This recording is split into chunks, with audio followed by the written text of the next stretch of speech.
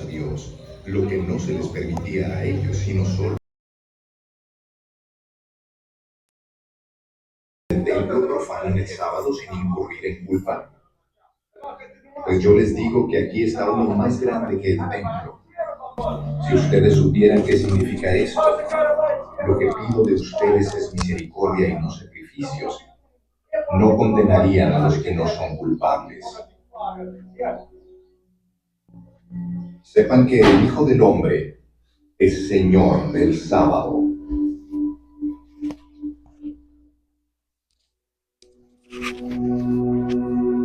Pasando de allí, entró en la sinagoga, donde había un hombre que tenía una mano paralizada. Como buscaban un motivo para acusar a Jesús, le preguntaron: ¿está permitido sanar en sábado? Él les contestó: si alguno de ustedes tiene una oveja y en sábado se le cae en un hoyo, ¿no la agarra y la saca? ¿Cuánto más vale un hombre que una oveja? Por lo tanto, está permitido hacer el bien en sábado. Entonces le dijo al hombre: extiende la mano. Así que la extendió y le quedó restablecida, tan sana como la otra. Pero los fariseos salieron y tramaban cómo matar a Jesús. Consciente de esto, Jesús se retiró de aquel lugar. Muchos lo siguieron y él sanó a todos los enfermos, pero les ordenó que no dijeran quién era él. Esto fue para que se cumpliera el dicho por el profeta Isaías: este es mi siervo, a quien he escogido, mi amado, en quien estoy muy complacido. Sobre él pondré mi espíritu y proclamará justicia a las naciones. No disputará ni gritará, nadie oirá su voz en las calles. No acabará de romper la caña quebrada, ni apagará la mecha que apenas arde, hasta que haga triunfar la justicia. Y en su nombre pondrán las naciones su esperanza.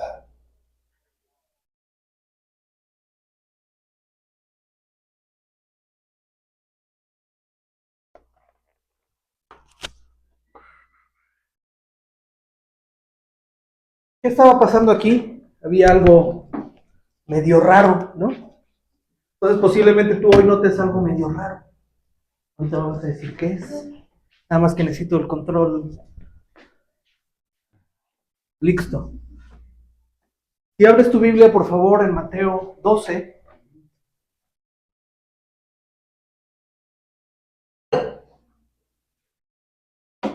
¿Qué es lo que estaba sucediendo? Ya vimos parte de este video, ahorita vamos a ver quizás otro material.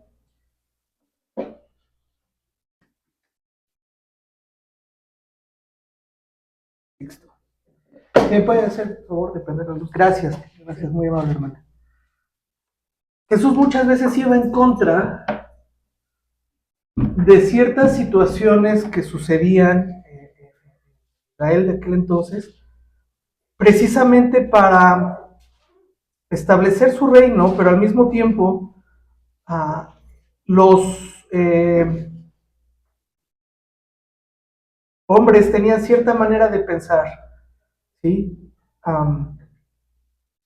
Y muchas veces Dios va a romper la manera en la que tú y yo pensamos de las cosas que son correctas.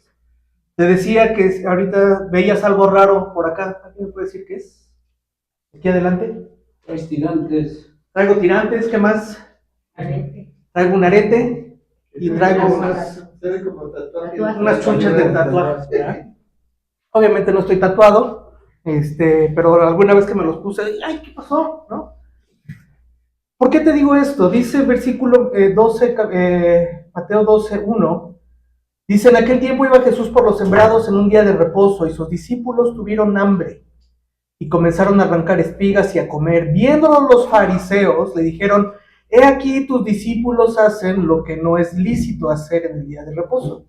Pero él les dijo, ¿no habéis leído lo que hizo David cuando él y los que él estaban tuvieron hambre? ¿Cómo entró en la casa de Dios y comió los panes de la proposición, que no les era lícito comer ni a él ni a los que estaban con él, sino solamente a los sacerdotes? ¿No habéis leído la ley? ¿Cómo en el día del reposo los sacerdotes en el templo profanan el día de reposo y son sin culpa? Pues os digo que uno mayor que el templo está aquí. Y si supieses qué significa misericordia quiero y no sacrificio, no condenaríais a los inocentes, porque el Hijo del Hombre es el Señor del día de reposo. Mira, yo sé que nos conocemos y sabes que no estoy tatuado, pero si así fuera, muchas veces como cristianos, como iglesia, empezamos a argumentar las cosas que nosotros creemos que son correctas de nuestra manera de pensar, pero que no necesariamente son una cuestión bíblica. Hace como 2 semanas di una enseñanza acerca del legalismo y la religiosidad en línea. ¿Sí? Pregunta, si llegara alguien, un invitado que si estuviera tatuado y trajera un arete, ¿quisiera decir que no viene de parte de Dios? No. Quizás cuando no estamos acostumbrados a ciertas dinámicas, nos podría sacar de onda. ¿Sí? Pero eso no quiere decir que ciertas cosas no provengan de Dios. El punto aquí es donde tú y yo enfocamos nuestra atención y nuestro juicio en ocasiones y nuestra falta de misericordia como creyentes o como iglesia por encima, y ahorita lo vamos a ver, de lo que es la misericordia y el amor. Ahora bien, quiero aclararlo. No se trata de que tú y yo tengamos entonces que romper todas las reglas establecidas. ¿Sí? Como sé que me dijeron algo como niño, ¿no? Lávate los dientes, y nada más como por rebeldía, no me los lavo, ¿no? Y entonces hay gente que no conoce a Dios o que dice conocer a Dios, mejor dicho, y toman a un Jesús que vino a revolucionar al mundo. Y efectivamente tú y yo sabemos que Jesús revolucionó al mundo, partió al mundo, ¿sí? De hecho, tú y yo tenemos hasta la fecha vivimos en el año 2026 después de Cristo. Entonces Jesús vino a cambiar muchas cosas. El punto es que hay gente que dice, yo conozco a Dios, yo conozco a Jesús, no lo quiero conocer, pero entonces tomo de Jesús solo lo revolucionario. Voy a ir en contra del gobierno, voy a ir en contra de mi autoridad porque Jesús así era. Eso es puro pretexto. De hecho, es una frase que me gusta mucho, está en la Biblia, pero dice, verso sin contexto se vuelve pretexto. Cuando tú y yo tomamos cierta porción de la palabra simplemente para sacarla de contexto y a vivir de nuestra manera. Ahora, no era lo que Jesús estaba haciendo. Jesús no estaba yendo en contra de los fariseos o de la manera de pensar simplemente como para molestarlos, sino para que ellos entendieran, y no lo entendieron, pero tú y yo ahora sí lo entendemos, ¿sí? Que Jesús es más allá de ciertas reglas que en este caso los fariseos, incluso los judíos, llevaban a cabo. ¿Alguien sabe qué es este pan de la proposición? Dice Jesús, los fariseos dicen en el versículo 2, no es lícito hacer esto en el día de reposo. ¿Qué sucedía en el día de reposo? A ver, antes del pan de la proposición. En el día de reposo, los judíos no hacían nada con N mayúscula. Nada, ¿sí? Y entonces los discípulos empiezan a arrancar espigas y a comer, y entonces dicen, oye, espérate, es día de reposo, eso no es lícito. Y finalmente, parte de esto está en el Antiguo Testamento, ahí está la ordenanza de guardar el día de reposo. Pero ¿cuál era el punto? ¿Cuál era el problema? Y ahorita lo vamos a ver, que era más importante para los fariseos la parte de la ley que la parte de la misericordia y del amor. Y por eso Jesús les dice, ¿no habéis oído lo que hizo David cuando él y los que estaban con él tuvieron hambre? Vamos a ir rápidamente.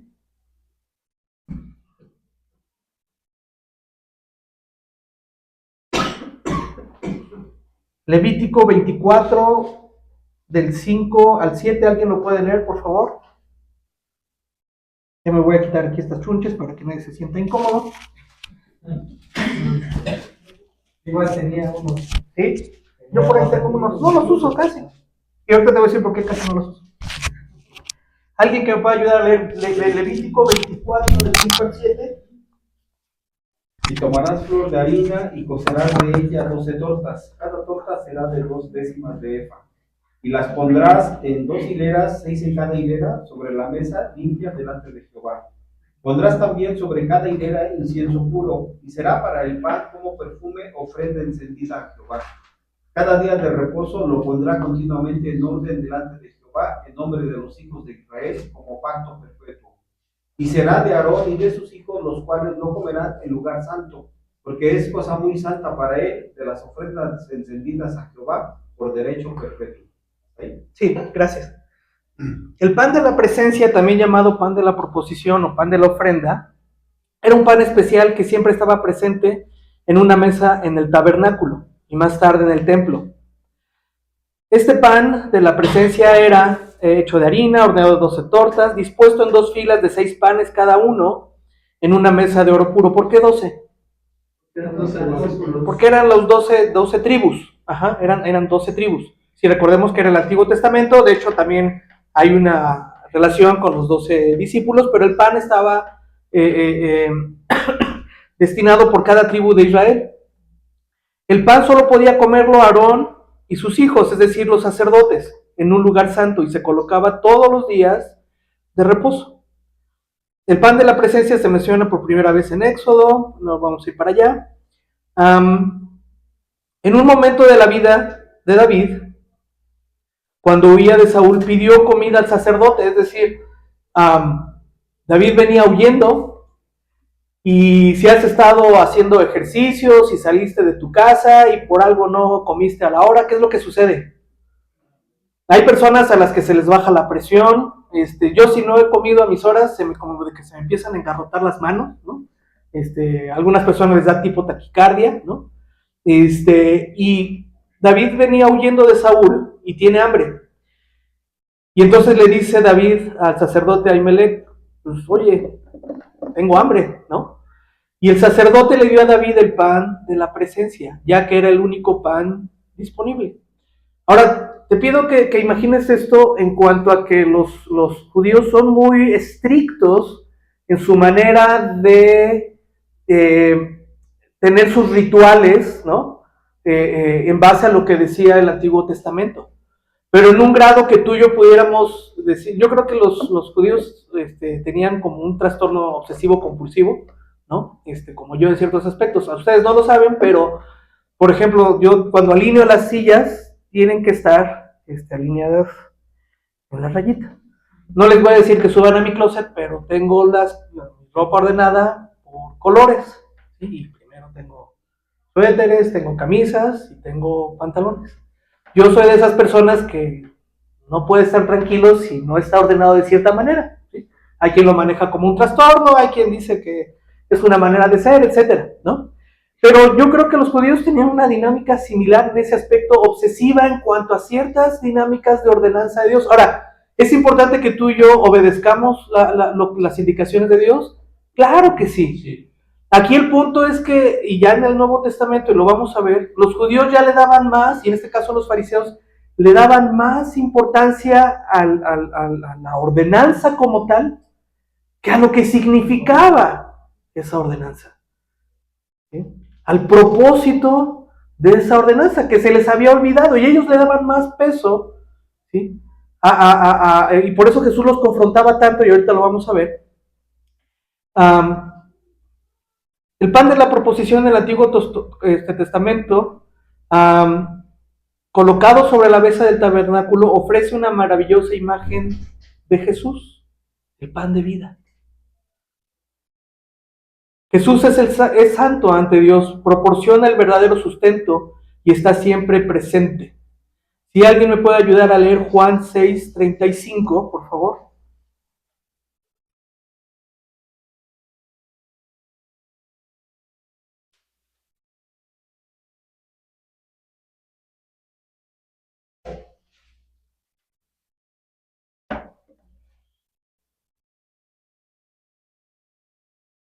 Jesús les dijo, yo soy el pan de vida, el que a mí viene nunca tendrá hambre, y el que en mí cree no tendrá sed jamás. Amén.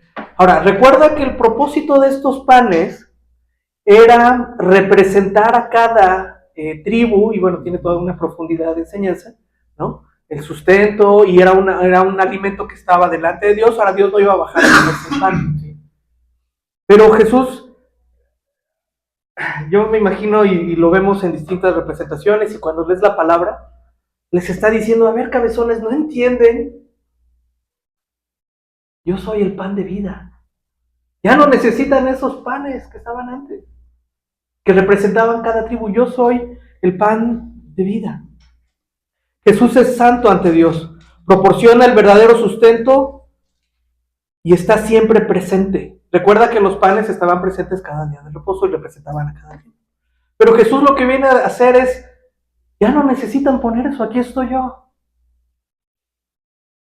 No le den más peso a que los discípulos recojan el trigo, perdón. Jesús se refiere a este acontecimiento y lo utiliza como una prueba de que la ley fue diseñada para el beneficio del hombre y que Cristo es el Señor del día de reposo.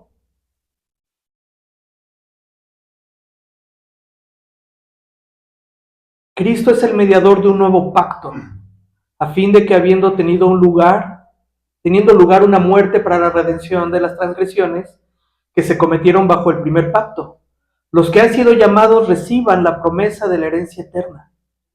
El contexto explica que los aspectos importantes de la ley judía ya no eran necesarios, ya que Cristo se había convertido en sumo sacerdote de una vez por todos. Regresamos a Mateo, y ahora sí lo vamos a leer con otro sentido, ¿no? Y está diciendo en el versículo 4, ¿cómo entró en la casa de Dios y comió los panes de la proposición que no les era lícito comer? Solo les era lícito comer a los sacerdotes, ni a él ni a los que estaban con él, se refiere a David, sino solamente a los sacerdotes. ¿O no habéis leído en la ley cómo en el día de reposo los sacerdotes en el templo profanan el día de reposo y son sin culpa? Está diciendo, a ver, ustedes ya se están dándole más importancia al ritual sin entender el rito, ¿sí? Pues os digo, y ahí es donde dice Jesús, que uno mayor que el templo está aquí. Y si supieses qué significa misericordia quiero y no sacrificio, no condenaríais a los inocentes, porque el Hijo del Hombre es el Señor del día de reposo. Le está dando aquí una revolcada a los fariseos, pero ¿sabes cuál es el tema? No lo entendían. Los fariseos no lo entendían. Ahora, ¿cuál es la aplicación para ti y para mí? Y por eso hice el punto de ponerme esto. Mira, muchas veces tú y yo le damos más peso a ciertas cuestiones religiosas, y me incluyo. O sea, estaba viendo también una enseñanza acerca de la religiosidad, y en cierta medida todos vamos a tener un cierto grado de religiosidad, de cómo se tienen que hacer las cosas, no solo en esta iglesia, sino cómo se tienen que hacer las cosas allá afuera, etcétera, y tenemos una manera de pensar dada por nuestra cultura, por nuestros contextos. No estoy diciendo que sea malo, porque tú y yo finalmente vamos a tener ciertos hábitos y costumbres desde la manera que nos educaron, ¿sí? En la manera, en el lugar donde estamos. No es lo mismo una iglesia en el sur, aquí en México, que una iglesia en el norte. Si alguien ha visitado una iglesia en Tijuana, en Ensenada, por allá, la manera de ser de las personas es distinta. No quiere decir que una sea mejor que otra, simplemente son distintas.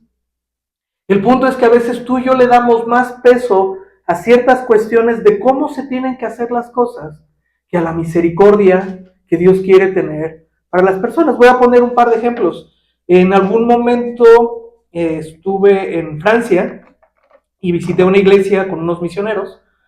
Y estaba muy bonita la iglesia, era una iglesia no era tan grande, era yo creo que como 4 veces esta iglesia más o menos. No era muy grande. Pero al momento de la Santa Cena, pasaron, era como un pan, no eran galletas, era un pan, estaba rico, y cuando pasan la copa no era en vasitos, sino era una copa grande, y era de vino. Y entonces tú le tomabas y la pasabas. Estaba bien bueno. Yo cuando pasaron la copa, yo la agarré y dije, oigan, yo soy turista, déjenmela aquí, ¿no? Está muy bueno el vino, ¿no? digo, los franceses, pues, es zona vitivinicultora. Si eso fuera quizás en nuestra cultura, tú y yo veríamos mal que hiciéramos la Santa Cena con vino, ¿sí? Porque quizás ha habido algunos antecedentes de alcoholismo, ¿no? Pero finalmente no está bien, no está mal, es distinto, ¿sí?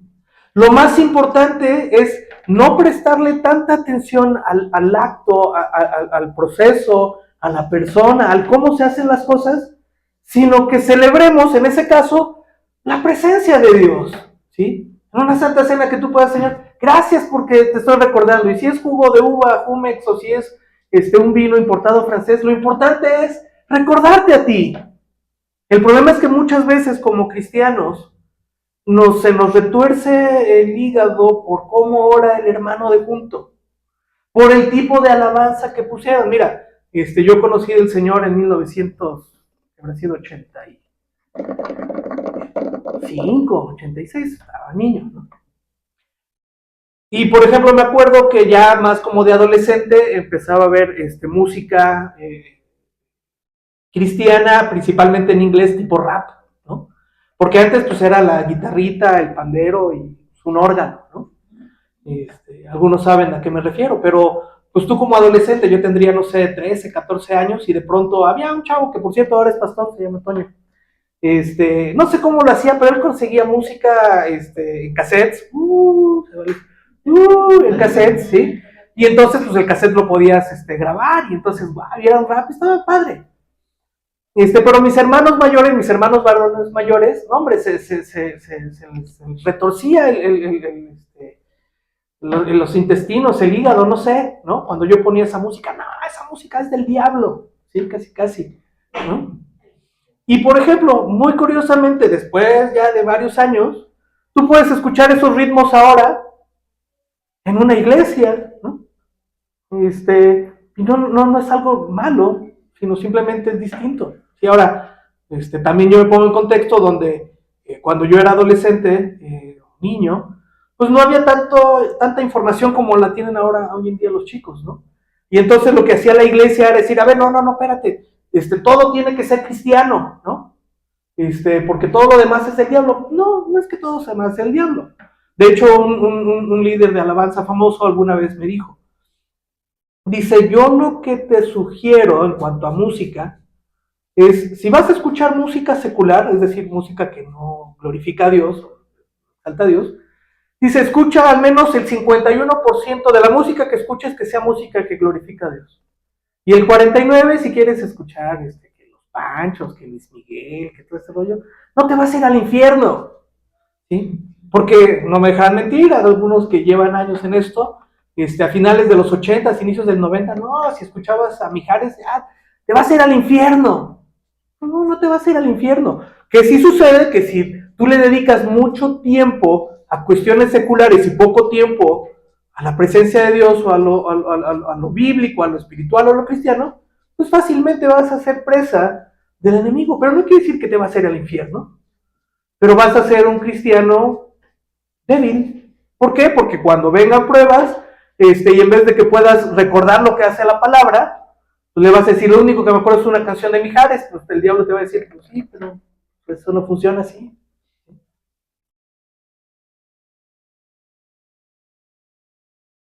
Versículo 9 dice, pasando de allí, vino a la sinagoga de ellos.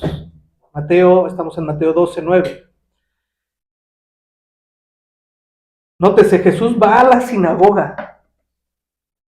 Y alguien pudiera creer, no, pues los iba a tener bronca, no.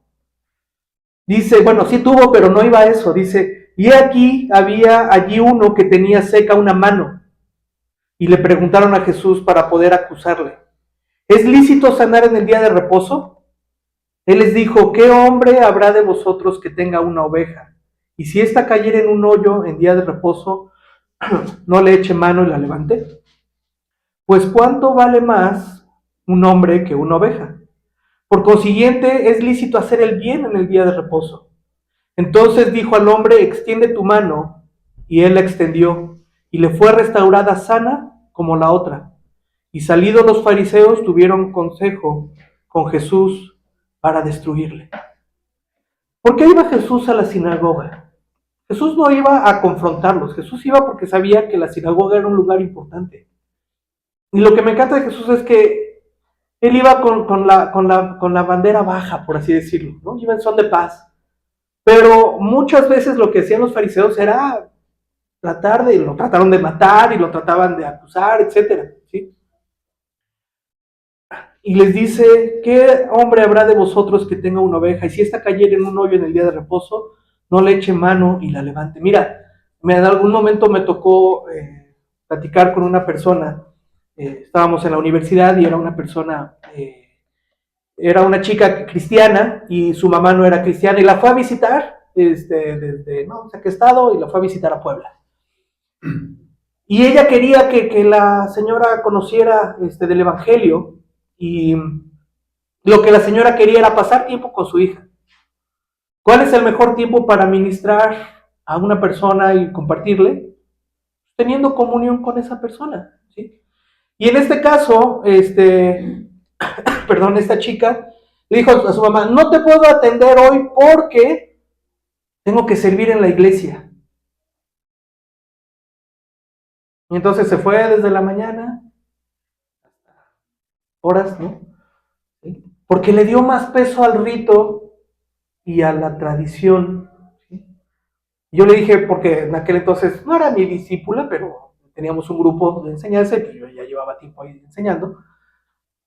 Le dije, para la otra, habla con el líder del ministerio de niños, creo que estaba. Dile, ¿sabes qué? No puedo ir, vino mi mamá de repente y quiero pasar tiempo con ella. ¿Sí? Y dice Jesús, ¿cuántas veces, si alguien de ustedes tiene, perdón, una oveja y cae, y se pierde en el día de reposo, pues aunque sea día de reposo la sacas, ¿no?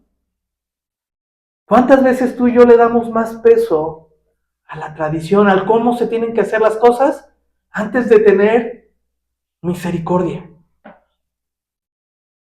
En el grupo que teníamos aquí en las vacaciones, aquí arribita, en Boulevard Minero, cuando estuve por allá, alguna vez varias veces tuve Santa Cena con los chicos. Y alguna vez se acercó un chico y él quería tomar la Santa Cena. Y normalmente tú y yo sabemos que para tomar la Santa Cena tú tienes que haberte bautizado, ¿no? Tienes que tener un conocimiento. Pero pues, no teníamos como mucha dinámica de hecho esta iglesia nos apoyó con una alberquita y pudimos tener bautizos. Pero si yo le hubiera dicho, híjole, hermano, espérate a bautizarte y a que entiendas, dije, pásale, tú lo que quieres tener es un encuentro con Dios. Y de hecho oré con él y después tuvo un encuentro con Dios. Pero si yo le digo, no, salte de este lugar porque no puedes tomar la Santa Cena, porque no has sido bautizado, pues automáticamente me vuelvo en una persona religiosa y le quito a esa persona la intención de una búsqueda con Dios, ¿sí? No se va a ir al infierno si no está bautizado y toma la Santa Cena. Y de hecho me dio gusto porque esta persona estuvo empezando a caminar con Dios, ¿no? Ya después ya no tuve mucho contacto con él. Pero Jesús les está diciendo a los fariseos, lo principal es que tengan misericordia.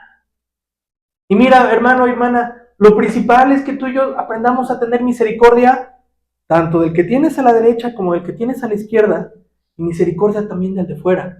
Y me atrevo a decir algo, y misericordia de aquel que estaba aquí y que ya no está. Mira, si ahorita llegara no sé, un borrachito, ¿no? Mira, así medio de por ocho, ¿no? Y llegara y dijera, oye, yo quiero algo de Dios. Mira, normalmente lo que hace la iglesia, es acogerlo, ¿no? Normalmente, oye, pásale, a ver, te damos agua, siéntate, oran por él, etcétera, ¿no? Me ha tocado en distintos lugares ver eso. Y entonces podemos extender misericordia por aquel nuevo que está intentando buscar a Dios, ¿no? Sin embargo, quizás en la iglesia, si llegara esa misma persona, pero una persona que estaba aquí, o que había conocido a Dios, ¿no?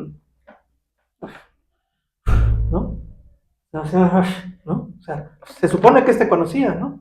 Y a veces, no, pues que lo atienda el pastor, que lo atienda alguien más. Yo no. Ya metió la pata. Lo que está diciendo Jesús es, lo mayor es el amor y la misericordia, más que el rito, más que el proceso.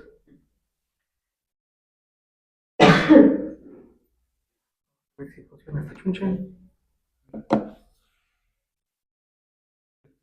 Sí, ahí va.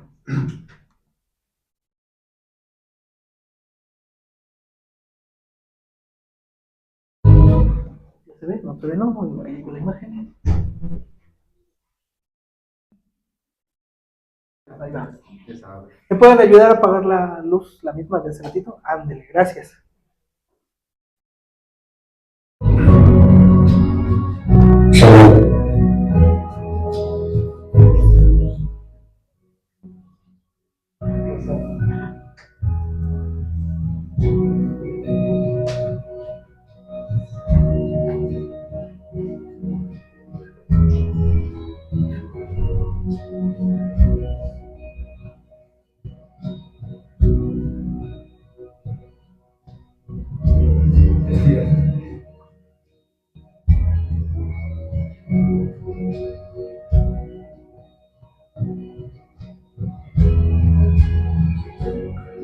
Se siente bien, ¿eh?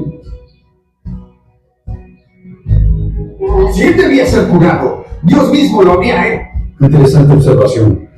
¡Sal de aquí! Con mucho gusto. ¡Blasfemo! ¿Cuál es tu problema? Al parecer todo. ¡Espera! ¡Regresa! ¿Cómo te atreves? Enviarán a los guardias del pueblo tras Tengo nosotros. entendido que ellos son los guardias. Para los que no lo vieron, primero interrumpió la lectura solamente parándose al lado del nombre de la mano paralizada. Y el sacerdote simplemente... ¿Qué? Segar o cosechar en Shabbat. Oh, sí.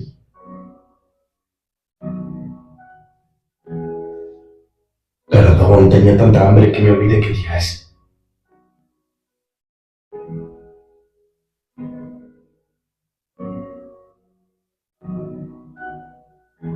Coman.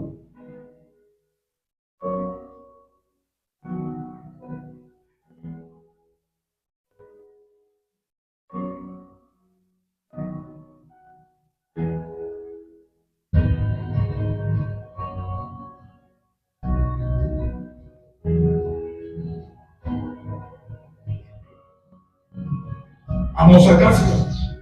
Abra paso. Te has burlado de nuestra pequeña sinagoga y de la Torah. Nos dirás tu nombre, tu linaje, tú. Primero tú, y ahora tus discípulos. Están haciendo lo que no es lícito hacer en Shabbat.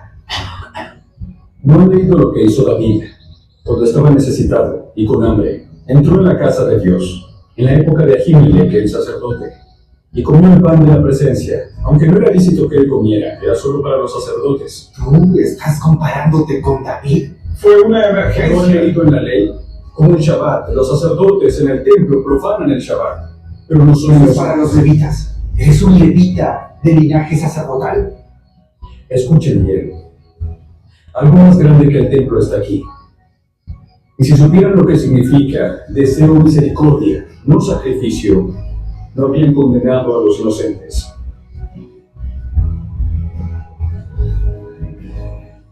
El sábado fue hecho para el hombre, no el hombre para el sábado. Así que, el Hijo del Hombre es Señor aún del sábado. El hijo del hombre. Vamos.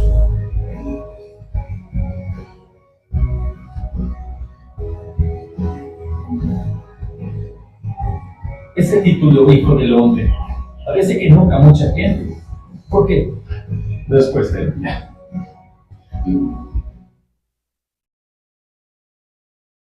Él lo explica mejor que yo.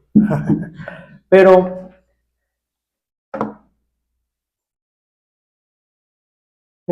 gracias, hermano. Va a ser desde ahora la vendedora de luz oficial. Muchas gracias. Y Jesús le está diciendo lo más importante. Entiendan que son las personas. Mi hermano, mi hermana, tú y yo tenemos que entender que lo más importante no es que nos reunamos. Y no te estoy diciendo que no vengas a la reunión, estuvo muy padre la de damas, estuvo muy padre la de varones, ¿no? Son cosas importantes, claro que sí, ¿no? Nos edifican. Pero lo más importante no es la estructura de la iglesia, no son las actividades de la iglesia, no son las reuniones que tenemos en la iglesia. Lo más importante es que si la presencia del Señor está con nosotros, tú y yo podamos tener misericordia de los demás, tanto de los que están aquí como de los de allá afuera. Porque muy fácilmente, imposiblemente, ha sucedido, a mí sí, y varias veces, nos volvemos tan religiosos por darle más peso a la actividad, al horario, a cómo se tienen que hacer las cosas. No sé si se las conté aquí, pero ya tiene tiempo. Hay una historia de una familia grande que hacían pavo, ¿no?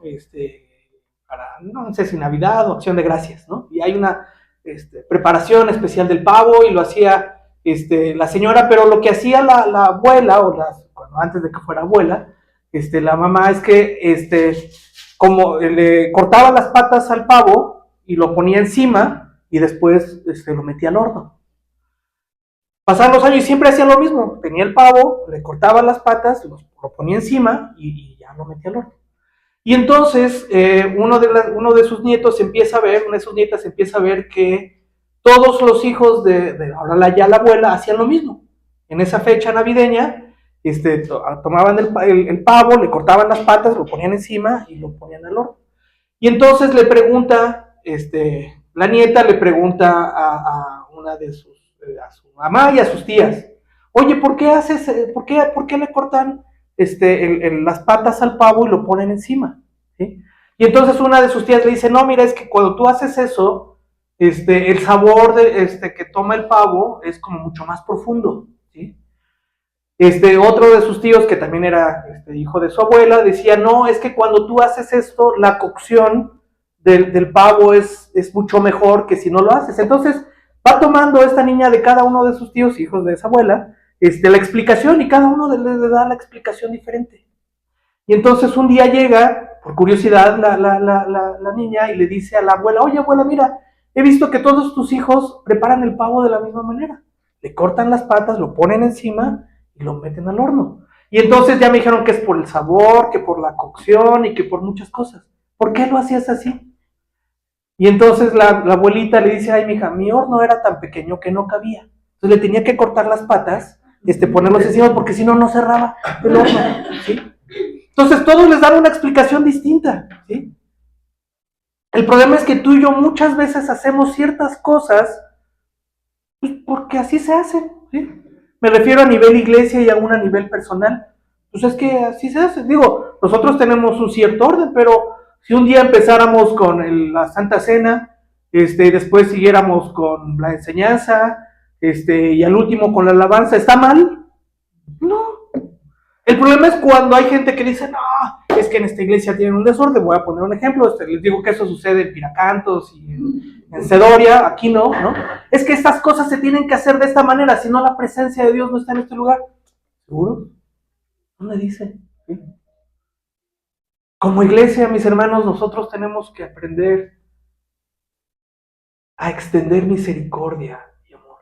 Cuando las cosas se hagan distintas, cuando el hermanito, ponte a verlo, el hermanito de la derecha y el hermanito de la izquierda, dices, híjole, este hermanito, igual como de que, ay, ¿sí? No me gustan sus formas, no me gusta cómo ora, o sí, me cae bien, ¿no? Pero quizás el de atrás o el de adelante no, o el que está predicando, ese sí no, ¿sí? No lo sé. Pero lo que voy es que cuando tú y yo aprendemos a madurar este proceso y decir, Señor, para mí lo más importante es tu presencia. Señor, y para mí lo más importante es extender misericordia. ¿Sí? Perdón lo que voy a decir, pero, híjole, he conocido varios. Hay personas que pueden llegar a su casa, ¿no? Y mira, al perro, mira, lo abrazan y te amo, firulais, ¿no? Al gato, al perro, al loro, lo que sea. Pero llega el esposo o la esposa, ay, te dejé la cena. Mira, nos desvivimos a veces por las mascotas, o por artistas, o por famosos, o por no sé qué, pero a los nuestros, te quiero hablar rápidamente de un amigo que se llama Ricardo. Ricardo es todo lo opuesto a mí en 3 aspectos importantes: deportivo, político y religioso. ¿Sí? No es cristiano, es muy católico, un querido amigo, ¿sí? Por cierto, le va a la América. Si le vas a la América o al Pachuca, pues déjame decirte que algo sucedió por ahí ayer. Yo no le quiero echar más chamoy a la herida, pero sí te tengo que decir que el pastor, que es exactamente el pastor Berna, le va a los Pumas. Eso sí es religioso. El pastor Ariel, exacto, ese es el pastor Ariel jugó con los Pumas también, le va al Toluca, pero es medio Puma. Entonces, no queremos entrar en conflicto. Sí, pero lo que yo voy es, le va a los diablos. O imagínate que le fueran a los diablos y a los santos, sería así como una controversia, ¿no? Pero lo que voy es que, y fíjate, muchas veces podemos entrar en conflicto con ciertas cosas y dejar de tener misericordia. Y por eso te comentaba de mi amigo Ricardo. Ahorita yo estoy pasando por una situación económica muy complicada. Pero si yo ahorita pondría el ejemplo, pero no lo voy a hacer porque no me quiero quedar el cartucho, pero si yo ahorita le escribiera a Ricardo y le dijera, oye Ricardo, necesito, regálame 5,000 pesos. O préstame y a ver cuándo te pago. Ni siquiera a veces me contesta así. Ya cuando me doy cuenta, ya me llegó la notificación. Y mi amigo Ricardo vino a visitarme cuando estaba aquí en el centro vacacional de, ¿cómo se llama? La avenida, el Minero, Boulevard El Minero. Centro ¿sí? vacacional. Me vino a visitar creo que en 2 ocasiones. Él es un vicerrector de una universidad muy importante y es decano y es una persona importante en el ámbito educativo de Puebla. Pero lo importante es que somos amigos. Y tenemos por ahí una foto, yo con mi camiseta de Pumas y él con la del América. Y políticamente tenemos una manera de pensar totalmente opuesta, ¿sí? Y religiosamente opuesta. Pero ¿sabes por qué me encanta hablar de este testimonio de Ricardo? Porque es una persona que ama a Dios y que muestra misericordia. De pronto él me escribía o me llamaba, David, ¿qué necesitas? Y mira, yo procuraba si no lo necesitaba, no. Pero sí le decía a veces, ¿sabes qué, Richie? Estoy pasando por una situación complicada, lo que puedas. Y mira, me llegaban unos depósitos. Bueno, digo, tiene una posibilidad económica, pero ¿sabes por qué tiene? Porque es una persona que da. Y a una persona más cercana, pasando por una necesidad, le dije, oye, échame la mano. Híjole, no puedo. Y no tengo. ¿Y sabes por qué no tiene? Porque no da. Pero incluso, y por eso termino de hablar este pequeño paréntesis, Ricardo, siendo tan opuesto a mí, extendió misericordia, a diferencia de algunos cristianos que predican misericordia y amor, pero al momento de llevarlo a cabo, lo que les decía, no vale la pena, ¿no? Yo el reflector, yo el póster, yo el congreso, ya, aquí está. Y era lo que Jesús le estaba diciendo. Misericordia quiero, no sacrificio. Vamos a saltarnos al versículo 22. Mateo 12:22. Si alguien quiere leer y le digo hasta dónde. Entonces fue traído a él un endemoniado, ciego y mudo, y le sanó. De tal manera que el ciego y mudo veía y hablaba. Toda la gente estaba atónita y decía, ¿será este aquel hijo de David? Mas los fariseos al oírlo decían, este no echa fuera los demonios, sino por Beelzebú, príncipe de los demonios. Sabiendo Jesús los pensamientos de ellos, les dijo, todo reino dividido contra sí mismo es asolado, y toda ciudad o casa dividida contra sí misma no permanecerá. Satanás echa fuera a Satanás, contra sí mismo está dividido. ¿Cómo pues permanecerá su reino? Yo echo fuera los demonios por Beelzebú. ¿Por quién los echan vuestros hijos? Por tanto, ellos serán vuestros jueces. Pero si yo por el Espíritu de Dios echo fuera los demonios, ciertamente ha llegado a vosotros el reino de Dios. Porque, ¿cómo puede alguno entrar en la casa del hombre fuerte y saquear sus bienes si primero no le ata, y entonces podrá saquear la casa. El que no es conmigo contra mí es, y el que conmigo no recoge, desparrama. Hasta ahí, vamos a hacer una pausa. Gracias. Dice que le traen un endemoniado ciego y mudo, y le sanó, de manera que veía y hablaba, y toda la gente estaba atónita, y decían, ¿será que el hijo de David? Mas los fariseos al oírlo decían, este no echa fuera a los demonios, sino por Belcebú, príncipe de los demonios. Sabiendo Jesús los pensamientos de ellos, les dijo, todo reino dividido contra sí mismo es asolado, y toda ciudad o casa dividida contra sí misma no permanecerá. Mira, yo conozco a la mayoría de los que estamos aquí y yo creo que difícilmente el enemigo haría o te convencería a ti de regresar al mundial, por así decirlo. Y no al mundial que vamos a tener aquí, este es otro, ¿no? A regresar al mundo, pero ¿sabes qué sí puede hacer? Y lo platicábamos, ¿verdad? Domingo, el viernes con los chicos, el viernes con en la reunión de varones. Muchas veces lo que el enemigo va a tratar de hacerte es distraerte.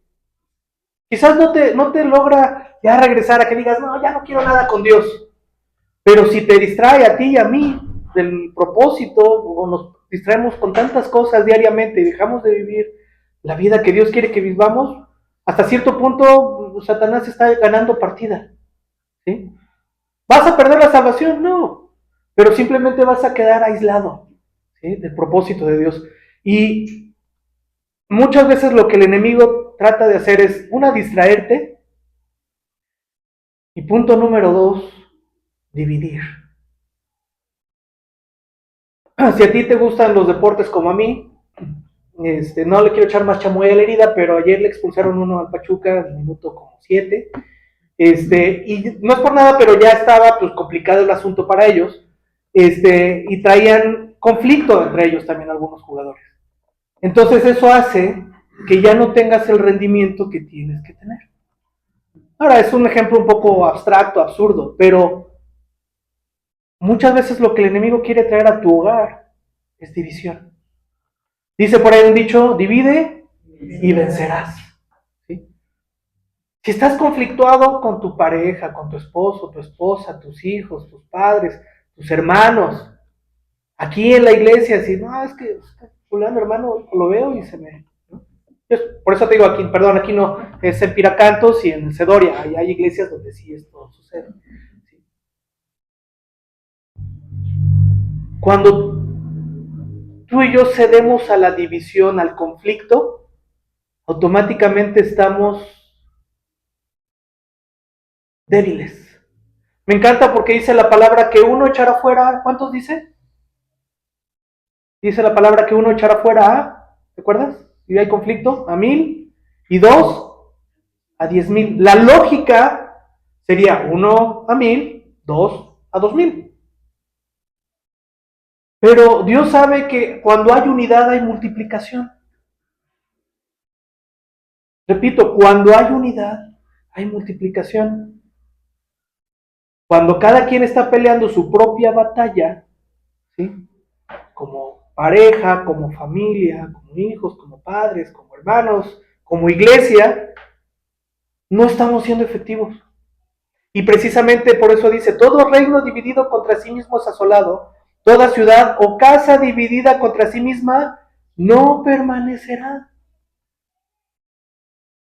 Y lo más triste es que familias cristianas, algunos fuimos presa de eso por no entender lo que era la palabra en ese momento. No hay bronca, al fin que Dios me ama. Y si estoy agarrado el chongo con mi esposa, con mis hijos, no importa porque yo soy muy buena onda con Dios. ¿No te has dado cuenta que no permanecerá la casa dividida? Y cuánto más si es una familia o tú eres una persona que dices conocer a Dios, que amas a Dios, y regreso a lo que les decía Jesús al inicio de este capítulo. Quiero misericordia, no sacrificio. Ten misericordia por tu ser querido. Obviamente, ten misericordia por aquel que no conoce a Dios, pero empieza por tu casa. Que yo conozco, no voy a sacar aquí trapitos al sol, pero Yo conozco personas que sirven en su iglesia, que si el pastor le dice, oye, ¿sabes qué? Hay que estar aquí a las 5 de la mañana y hay que irse a las 11 de la noche porque va a haber actividad. Mira, llegan a las 5 de la mañana y se van a las 11 de la noche. Pero si su hermano, su madre, sus hijos le dicen, oye, es que llévame al aeropuerto, llévame a tal... Pues no puedo, tengo mucha actividad. A veces nos volvemos tan religiosos para cumplir en la iglesia, pero hemos descuidado al que tenemos junto. No quiero sacrificio, quiero misericordia. Versículo 30 dice, el que no es conmigo, contra mí es, y el que conmigo no recoge desparrama. Versículo 31, por tanto os digo, todo pecado y blasfemia será perdonado a los hombres, mas la blasfemia contra el Espíritu no le será perdonada.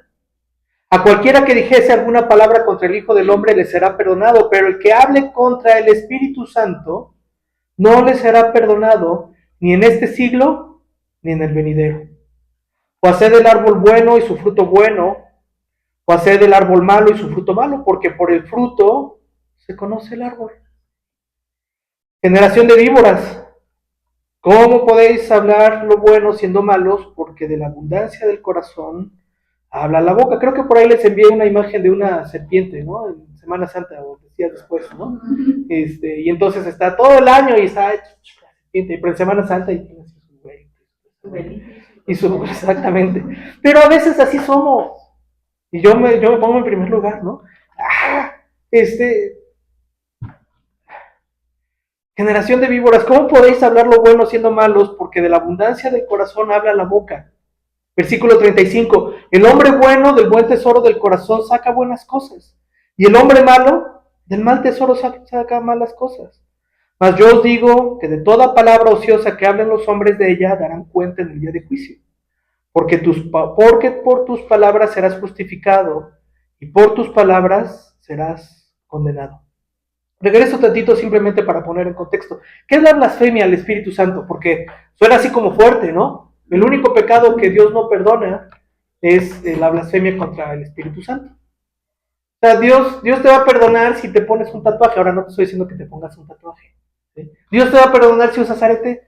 Dios no tiene problema con eso. La gente alrededor sí, posiblemente. Y ahora contesto tu pregunta, Eric, ¿por qué yo no uso chunches? Y me gustan.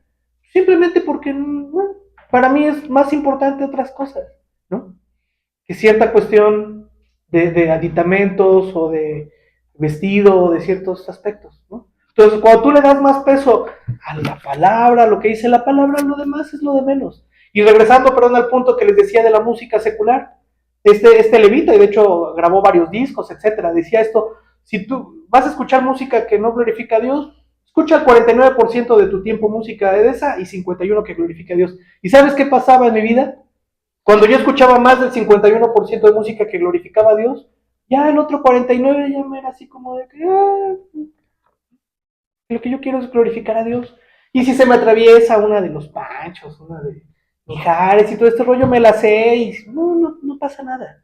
Pero cuando tú buscas la presencia de Dios, lo que quieres es más de la presencia de Dios. Pero si tú sigues alimentando más las cuestiones del mundo, pues fácilmente vas a decir, pues es que ya luego, ¿no? Y fácilmente dejamos a Dios a veces en segundo, tercero y cuarto lugar.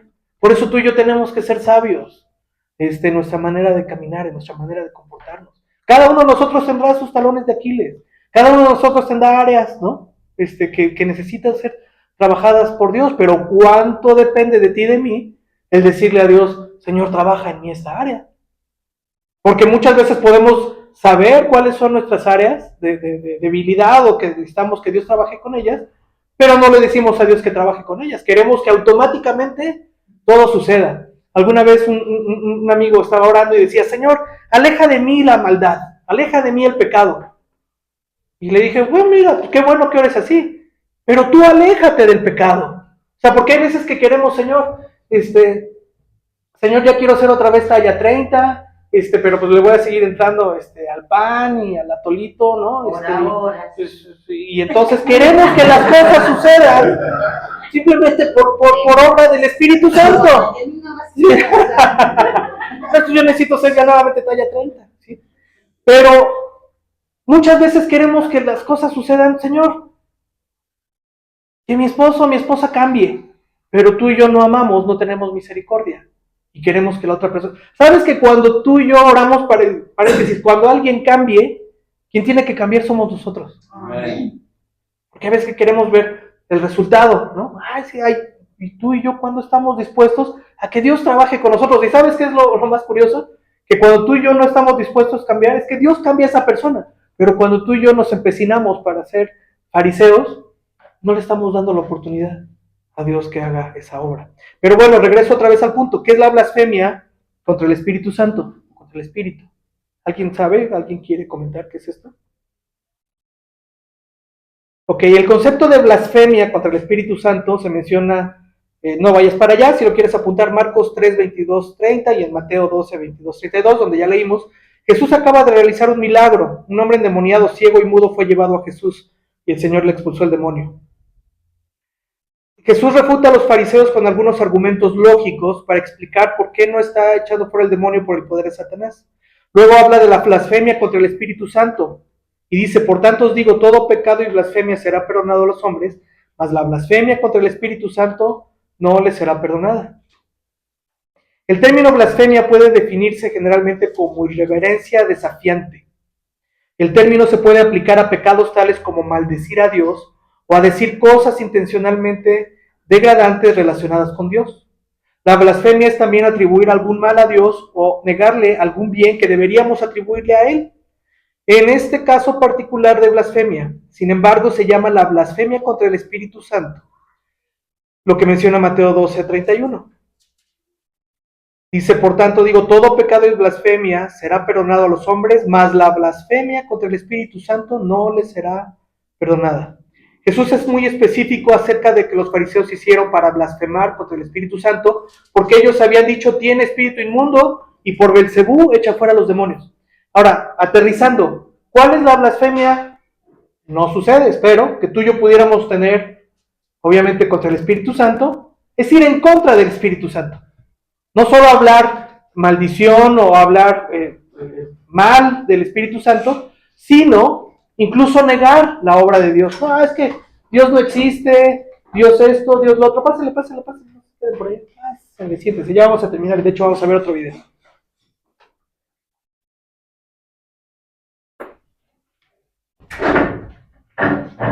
¿Qué es la blasfemia contra el Espíritu Santo? Que tú y yo, de manera recurrente, negáramos a Dios, la existencia de Dios, la obra de Dios, y también, por otro lado, maldecir a Dios y hablar, por así decirlo, pestes de Dios, del Espíritu Santo. Eso es la blasfemia, cuando tú y yo vamos en contra de Dios, ¿sí? Negar a Dios, esa es la blasfemia contra el Espíritu Santo. Vamos a ver un pequeño video explicando esto y luego vamos a concluir.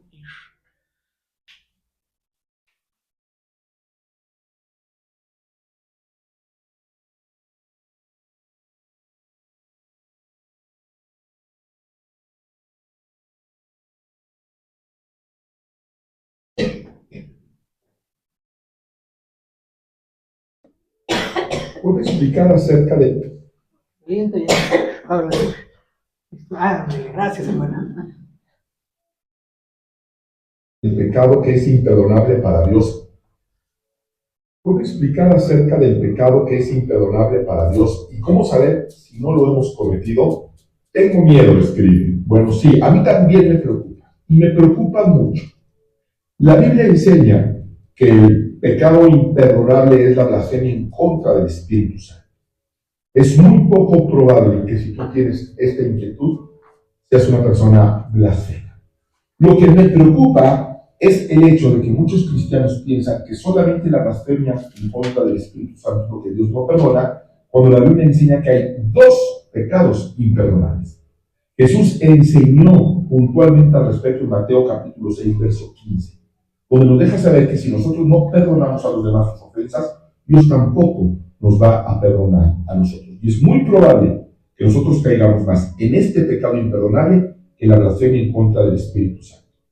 De hecho, es parte de la oración del Padre Nuestro. Y perdona nuestras ofensas, así como nosotros perdonamos a los que nos ofenden. Por eso a mí me preocupa el pecado imperdonable. No la blasfemia en contra del Espíritu Santo. Si deseamos agradar a Dios, si buscamos a Dios, no somos blasfemos. Pero si no perdonamos a los demás, Dios no nos va a perdonar. Y eso es bíblico. Y mucha gente anda por ahí sin perdonar a su propio. Carlos Morandos, dicen por ahí. ¿Sí? Y coincido con Mauricio, si tienes Instagram, te sugiero que lo sigas, se llama Mauricio Scott. Si te gusta escuchar a Marta de Baile, de vez en cuando está con Marta de Baile Radio. Pero me ayuda, hermano. Gracias.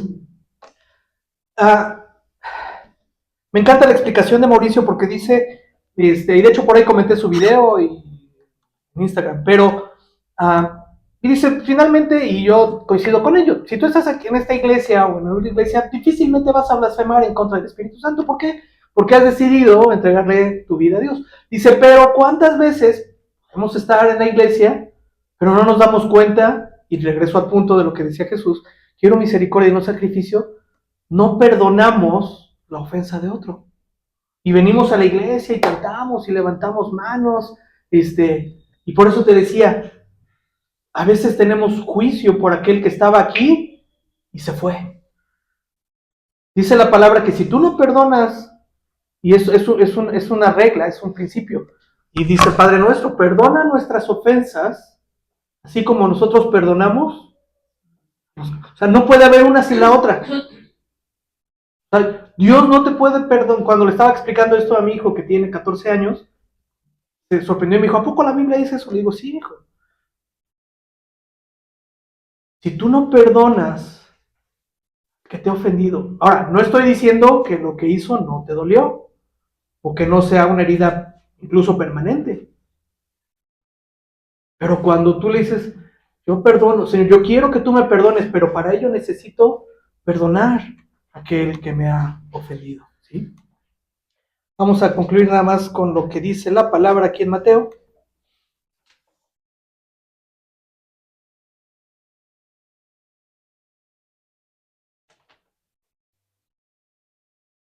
Bueno, vamos a terminar con esta parte que es versículo 46. Nada más este es más como un dato. Dice, mientras él aún hablaba a la gente, he aquí su madre y sus, ¿qué dice? Hermanos estaban afuera y le querían hablar. Y le dijo uno, he aquí tu madre y tus hermanos están fuera y te quieren hablar. Respondiendo él al que le decía esto, ¿quién es mi madre y quiénes son mis hermanos? Y extendiendo su mano hacia sus discípulos, dijo, he aquí mi madre y mis hermanos, porque todo aquel que hace la voluntad de mi Padre que está en los cielos, este es mi hermano, mi hermana y mi madre. Aquí nada más una cuestión adicional. Jesús tuvo hermanos, tuvo medios hermanos, si lo quieres ver así. La tradición te dice, no, Jesús no tuvo hermanos, y si hablas con una persona muy religiosa, o quizás tú así pensabas, no, la Virgen María siempre fue virgen. No, es lo que dice la Biblia, ¿sí? De hecho, Santiago, que está en la Biblia, que escribe Santiago, es hermano de Jesús, ¿sí? Pero bueno, nada más era un dato. Y dice finalmente, porque todo aquel que hace la voluntad de mi Padre que está en los cielos, este es mi hermano, mi hermana y mi madre. ¿Tú quieres ser familia de Jesús? Necesitamos hacer su voluntad. ¿Y cuál es su voluntad? Al menos ya lo vimos en este capítulo. Misericordia, no sacrificio. Y vamos a orar para que tú y yo podamos tener misericordia. Nos cuesta a veces trabajo, y Jesús decía, si tú amas a los que te aman, ¿qué mérito tienes? Eso lo hacen los publicanos, eso lo hace cualquiera. Piensa en las personas que amas. Es bien fácil amarlas porque las amas. Decía Jesús, qué bueno que lo haces, pero el mérito es amar a quien no te ama. Amar al que te cae gordo. Amar al que le va a la América. Ámalo, no pasa nada. ¿Sí? Tanto así, sí, exacto. Y mira, y voy más atrás. Mejor el que ama. Ámalo, sí, pero es que no estaba, hermana, pero el pastor Verde va a los Pumas y el pastor Ariel jugó a los Pumas también. Entonces, al contrario, mejor pásense. Pero ya a lo que voy es, mira, obviamente lo digo de relajo y tenemos que traer chiste, pero también es, ama al que ya no viene. Ama a aquel que te lastimó de la iglesia donde estabas. Ama a aquel que te traicionó. Ama a aquel que no vio por ti. Ama a aquel que aún quizás en este momento, en la actualidad, está teniendo un conflicto. Y mira, cuesta trabajo. Pero si realmente Cristo está en tu corazón, no solo ames a los que te aman, ama a aquel que cuesta trabajo. Y mira, mi oración es que Dios nos revele a cada uno de nosotros a quién necesitamos amar. Porque por decisión propia, sí, sé que están por ahí, pero mejor de este lado. No, o sea, ¿por qué? Porque tú y yo necesitamos que esta madurez que necesitamos en Cristo sea perfeccionada. Y no lo vamos a hacer mientras no afrontemos ciertos, incluso conflictos, pero no para que te vayas a pelear con la persona, sino simplemente para que estés dispuesto a perdonar y amar y a tener misericordia. Yo entiendo y sé que en algunos casos, y eso a nivel consejería y a nivel psicología es básico. O sea, no necesariamente tienes que convivir con ciertas personas, porque ahí se pueden agarrar del chongo y a machetazos. Pero simplemente que estés dispuesto y dispuesta a decir, Señor, yo perdono y estoy dispuesto a amar, que en mí no quede. ¿Sí? Que si le voy a dar un abrazo, pueda ser sincero, ¿no? No nada más así de, qué bueno que... Ahí donde estás, cierra tus ojos. Señor, te necesitamos. Señor, perdónanos, Señor, si en tantos momentos, en tantas situaciones, le hemos dado más peso y más argumento al proceso, a la religión, a la religiosidad, al rito, y hemos juzgado, hemos criticado, nos hemos enojado con hermanos en la fe, con gente que ya no está, con los actuales hermanos, no sé, con tantas personas, con nuestra familia. Señor, y a veces religiosamente decimos que te amamos, pero quizás no hemos estado dispuestos a amar a otros, aquellos que nos han lastimado. Señor, yo te pido que esta palabra abunde y sobreabunde en nuestros corazones, que es mejor la misericordia que el sacrificio, que es mejor amar a aquellos que no nos aman. Porque haciendo esto reconocemos y demostramos que Cristo vive en nosotros. Padre, perdónanos. Señor, si queremos ser perdonados delante de ti, tenemos que perdonar a aquellos que nos han lastimado. Señor, no es posible que tú nos perdones si nosotros no hemos perdonado a quien nos ha ofendido. Señor, yo te pido que esto no sea solamente un lindo verso en nuestra mente, Señor, sino que permanezca en nuestros corazones, que podamos discernirlo en nuestros espíritus, Señor. Que necesitamos urgentemente perdonar para que tú nos perdones a nosotros, porque nosotros te hemos ofendido más de lo que alguien nos pudo haber ofendido a nosotros, porque tú eres Dios, porque tú nos formaste, porque tú diste a tu Hijo en esa cruz para morir por nosotros. Gracias, Señor, por la obra que tú haces en nuestras vidas. Ponemos este tiempo de remembranza en tus manos, Señor, reconociendo que sin ti no somos nada, Señor. En el nombre de Jesús. Amén. No se muevan, creo que ahorita viene la Santa Cena. Es correcto, ¿no? Ok.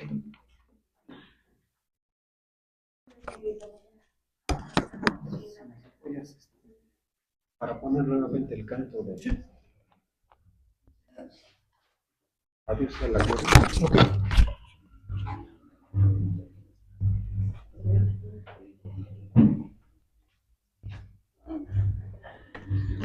Ok.